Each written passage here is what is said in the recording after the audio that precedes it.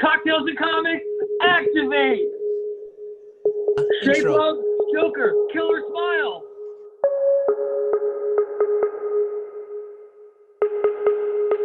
Hey, everybody. Welcome back to another episode of Cocktails and Comics. Today we have Jeff Lemire's Joker's Killer Smile.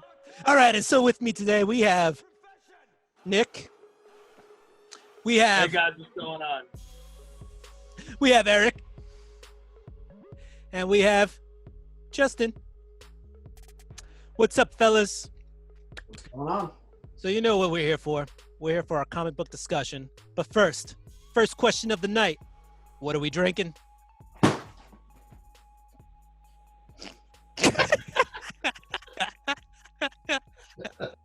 Some poltergeist shit going on there. What? Justin just got shot. What have those comics been drinking? Is it? They're tapping out. That's why I have them right next to the whiskey. Like Shit. these dumb fucks. All right, fellas. So first question of the night. What are we drinking? Justin? I got some Colonel E.H. Taylor whiskey. Ooh, sweet or sour or delicious. Smoky? Good. There we go. Good. Nicholas, what are we drinking tonight? Going with a Brooklyn Sour. It's a little hot outside. Want something refreshing? All right, perfect for this weather. It is balls hot outside, guys. And It is. Mr. Eric, what are we drinking tonight? I got a Southern Tier double IPA with a whiskey back. What? Check out this MNFer. All right. Double fisting for cocktails and Got the ball comics. here. I like it. And I have myself a homemade fresh strawberry daiquiri here. Little Bacardi in there, some fresh strawberries, some lime juice, some ice. Delicious. All right, comic fans. So tonight, like I said, we're doing Joker's Killer Smile. I'm going to give you a synopsis. It's fresh out of the comic. There's no need to for me to try to explain it any better than they have already. So we have a Dr. Ben Arnell, who is certain that he'll be the analyst to succeed where others have failed. He's going to cure the Joker's madness. He believes that he can put an insurmountable wall between himself and the Joker, and that seductive void behind the Joker's eyes. And he's absolutely sure that no matter what he goes through at work, he can keep that darkness away from his family. Boy, is he wrong. All right, so let's get right into the questions, fellas. Question number one. What do we think about the writing style? And if you want to add on top of that, what would we classify this this comic series as? All right, Justin. All right. I was a pretty big fan of Jeff Lemire's take on this. His writing has a very good pace to it. He builds up a lot of suspense in the first two of the books. The third one, while it does kind of bring everything home, I feel like he could have done it a little bit better in his approach. It looks like he took some of the easy way outs, but from what I took out of it, I think it was I think altogether it was a really good series. Yeah. Nick? I like that it's kind of a what's real, what isn't real kind of approach that I think he takes in a lot of his stories. However, I think Justin's complaint, I feel like that's just about DC Black Label as a whole. Like they do these extra prints and everyone I've read of Black Label variety feels rushed. So that's just my opinion. And Eric, what do you think? I mean, I love Lemire's style. I fell in love with him back when he did Animal Man, like it was like 2011. And I feel like half of what I have on my pull list right now is Lemire's stuff between Gideon Falls and Family Tree and like all this. He's got a ton going out right now. Yeah, and this is like psychological horror that he kind of does. That's his wheelhouse. So it was unsurprising that they gave him the reins for a Joker book.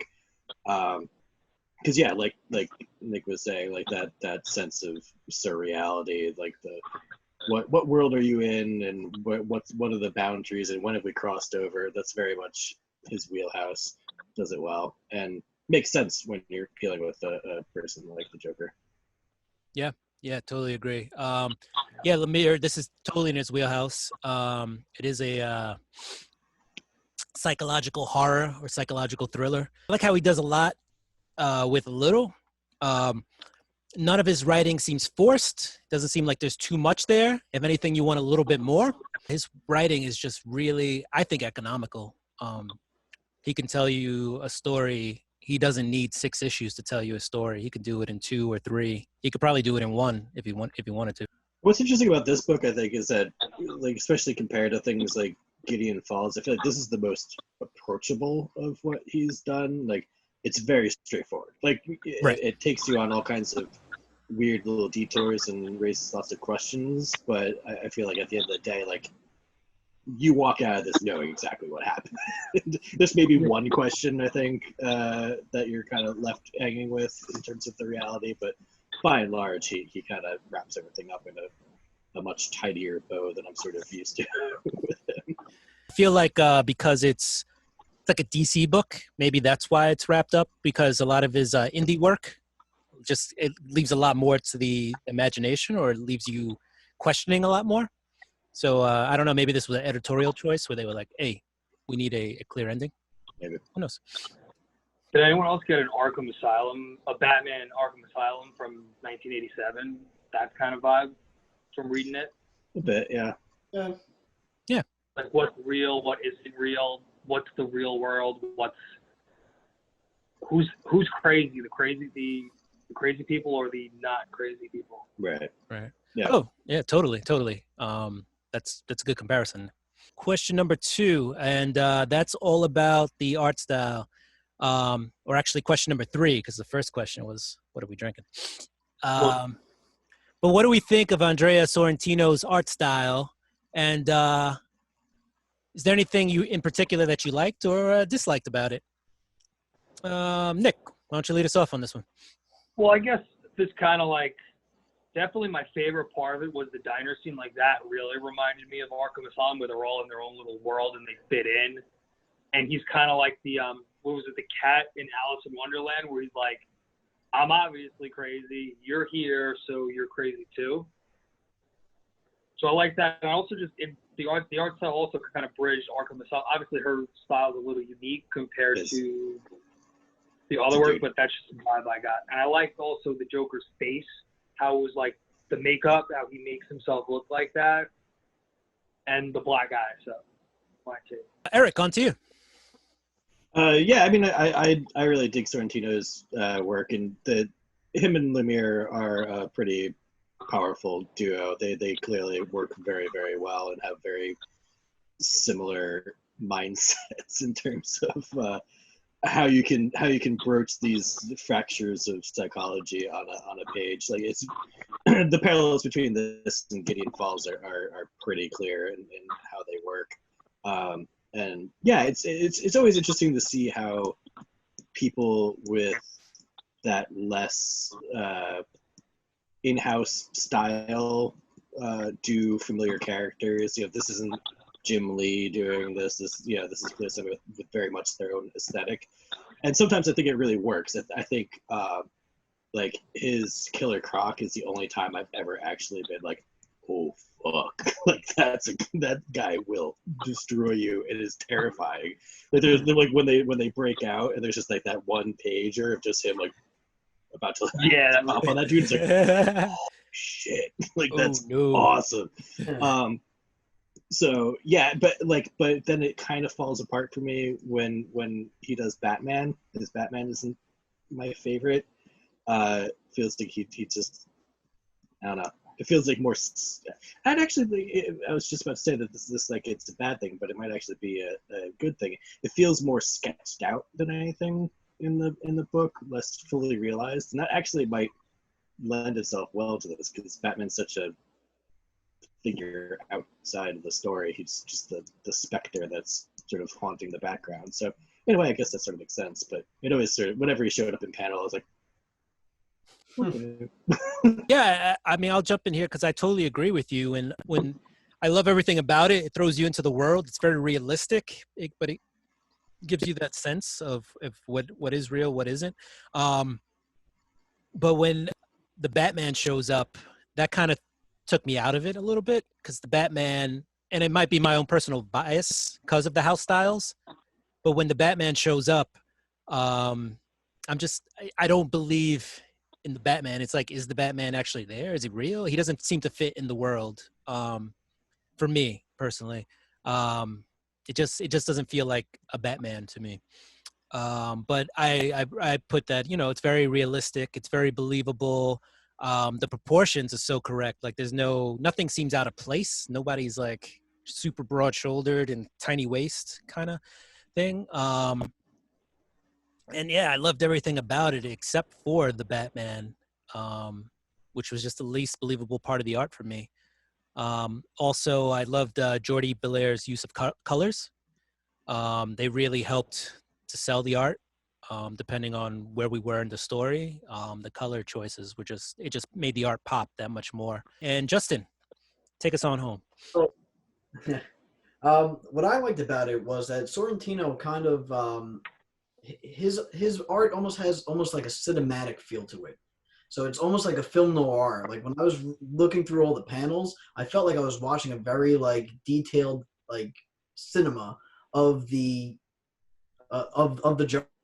Joker, and the with the colors and everything that were involved in it, it kind of put a kind of like a haziness, I think, over the whole atmosphere of the novel, which kind of complemented the distorted reality of Joker's manipulation. So I think it was a very good touch. It was a good pairing with Lemire's twisted writing along with the artwork. It was like a home run. Yeah, totally. Also have the the sort of dichotomy too of the very crisp, clean lines and bright pops of color with the Happy Land stuff in there too. That we glossed over there. Right. Which is funny because like the most distinct and clear images throughout the whole thing are the made up book within the book, Right. Well, and that was another thing about the colors, is that the colors, they weren't too vibrant, but they were noticeable enough to make a difference. There was a lot of grayscale, and they did a great job at kind of keeping it with that dark tone, like not to make it too like like comic booky. But when there were colors, it definitely jumped out at you. Talking about that dichotomy or the two different stories within the story, which we'll get to. If you look at the covers, like if you look behind Justin, or you could see like that's the one right over his left shoulder's issue issue 1, cover A. And that's pretty much the story, that's the main story's artwork in a way. And then when we get to the story within the story, this is what we got here is this kind of style, which is, colored very differently, or not differently, but in a way that pops, and that's so gritty that the colors in themselves kind of take on a little bit of a muted tone in the real world. But then when you have the cartoon world, because the color palettes are very similar, it really pops and seems very cartoonish. So it's kind of, I think Jordi, Alice in Wonderland. Yeah. But yeah, I think Jordi Belaire did an excellent job of choosing colors that worked kind of in different places.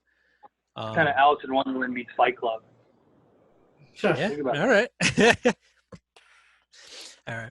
And before we move on to the next question, as Eric mentioned, Lemire and Sorrentino have worked together before.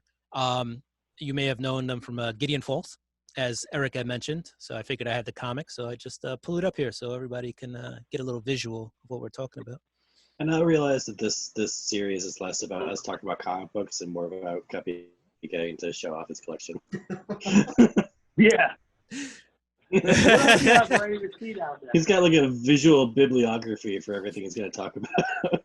Next question is, what do we think of the one of the main characters in the story, Dr. Ben Arnell? Eric, lead us off on this one. He has a nice beard. Um, I mean, what do I think of him?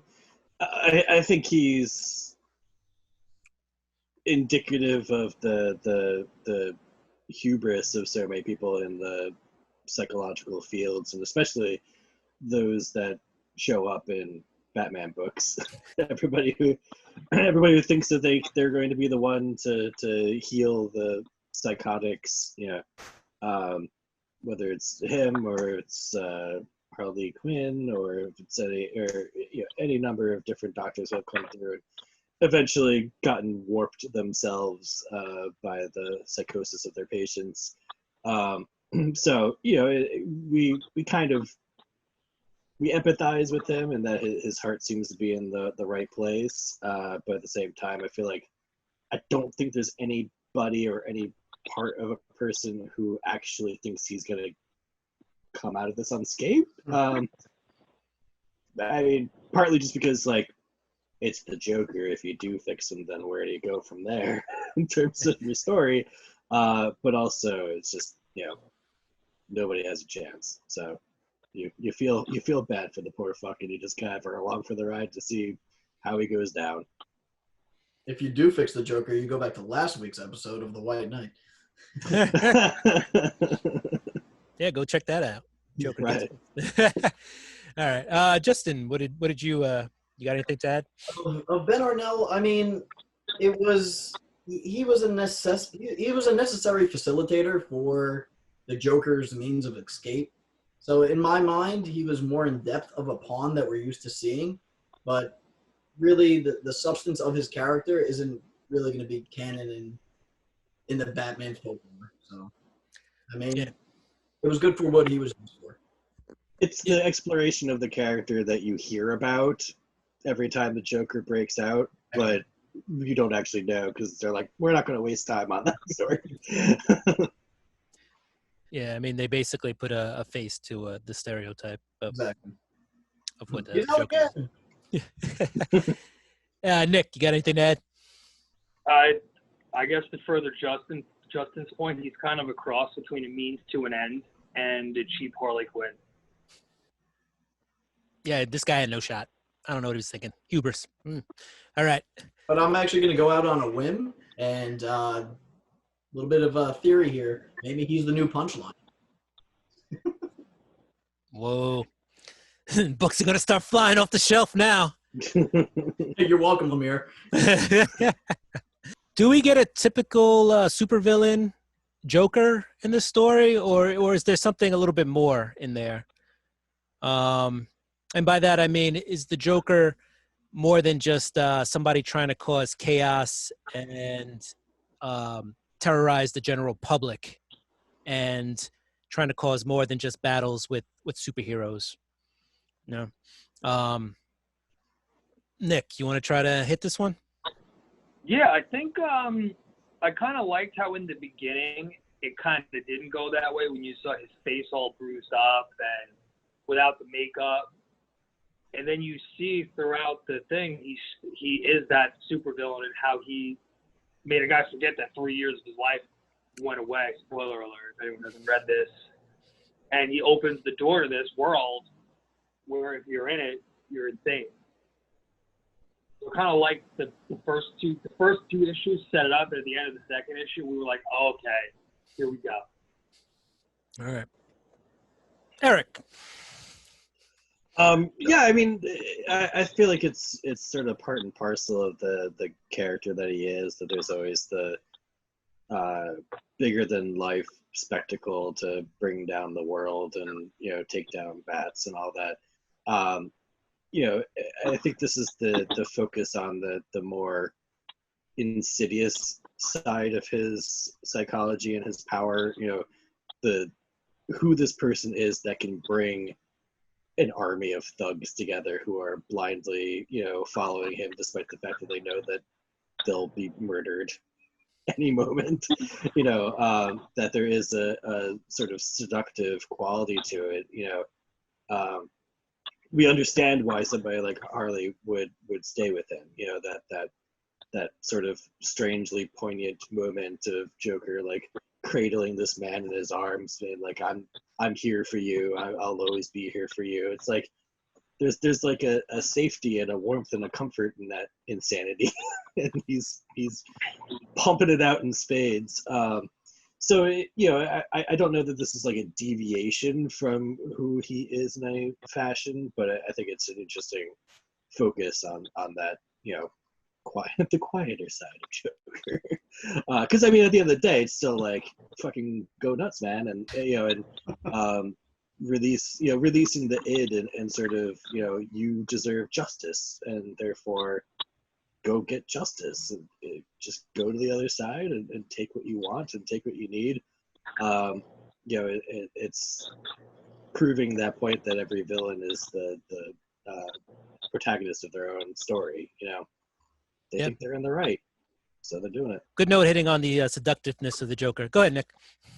I just want to say I hope a lot of divorced dads don't read this comic, but that's just it. And Justin. I was saving that one. You and your dad jokes. So I mean, is it something new that we've seen from the Joker? No. Is it a more in-depth of how the Joker works? And yeah, I mean, it was kind of like putting the Joker underneath a microscope, just kind of to see how he works and how he's able to kind of manipulate and persuade people. For me, I got a big kick out of it because it was almost, and I'm going to use it as a verb, he was kind of Hannibal Lectering him the whole time. And it was you always hear, like we said, it's like, oh no, the Joker escaped again, he's out. And you kind of just like, all right, we've come to expect it. But this time they really showed the inner workings of how he really just gets into your psychosis and really drives you over that edge to kind of, like Eric said, to like kind of blindly follow him. And definitely with his, seductive characteristics and how he's able to kind of smooth talk you. Another thing that I loved about the Joker in this series was that I heard two tones to him. Kind of like how Kevin Conroy had like two tones to Bruce Wayne and Batman in the animated series. For the Joker, I heard a lot of like Heath Ledger. When I was reading a lot of his text when he was behind the jail cell, I was hearing Heath Ledger's kind of like tormented, cool, and calculated like Jokerisms. But in the comics, the jovial and the very like animated, like kind of sinister, but yet kind of like friendly Joker, I got a lot of Mark Hamill's out of that. Because it had that weird, like quirky evilness to it. And that's what I associate when I hear Hamill, as opposed to like, how he was able to Hannibal Lecter, Ben Arnell. Well, he says like, I'll like when he hits him in the face, he goes, "I'll let you have that one." Yeah. So you could tell he's very in control for someone who doesn't have a plan. Oh yeah, of course. Well, Yeah. I mean, actually, speaking of control, that's another thing. Like, a huge part of the psychosis is here's a refined doctor coming in to analyze and talk to the Joker, and right off the bat, the Joker's calling him Benji. He's knocking him off that pedestal. He's giving him a little pet name, and he's establishing control, which I thought was an excellent tool to show how much strength and power Joker's manipulations really hold true. It's great. Man, those are some really good there's some good insight there, Justin. What do you expect from a man with that mustache? The powers that mustache holds. I blacked out, guys. It was the mustache. That mustache needs its own podcast. Yeah. Truth. Next time I'm just going to introduce myself as Justin's mustache. Just like have some kind of mask on that just shows your mustache. Like a reverse Wilson from Home Improvement. Yeah. My final thoughts.